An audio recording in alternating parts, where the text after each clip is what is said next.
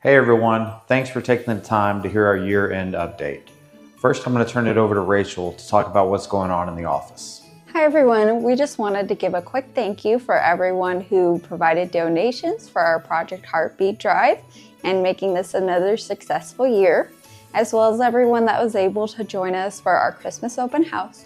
We hope you have a wonderful Christmas and a happy New Year.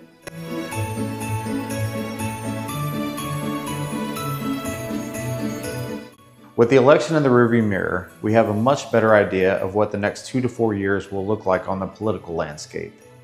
Regardless of your politics, it's important to keep things in perspective when it comes to the election.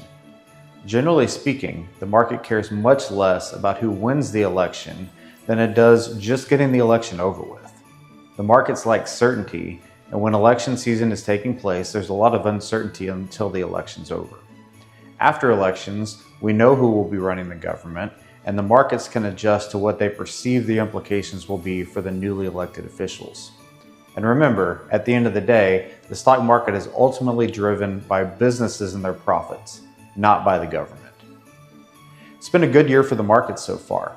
Stocks and bonds have both had positive returns for the year, and at this point, we see several tailwinds that could help that continue into next year.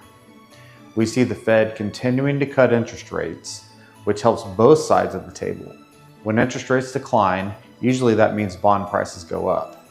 That also makes it cheaper for businesses and individuals to borrow, and more often than not will drive the economy and the markets in a positive direction. However, we are keeping a close eye on the potential tariffs that Trump promised during his campaign. Depending on if and when those are implemented, they could potentially drive inflation, which would potentially cause the Fed to raise interest rates and could ultimately lead to a recession. At this time, no one knows if or when that will come to fruition, but it's definitely something that we're keeping on our radar. We also have to keep in mind that Trump has made a living doing negotiations and has even written books about it. So this could be a negotiating tactic and not something that he actually wants to implement unless he has to. Overall, we're cautiously optimistic about the markets going into 2025.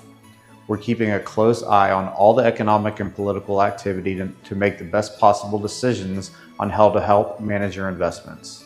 We're here for you if you have any questions or concerns, so don't hesitate to reach out. In closing, we hope you have a great holiday season, a Merry Christmas, and a wonderful and prosperous 2025.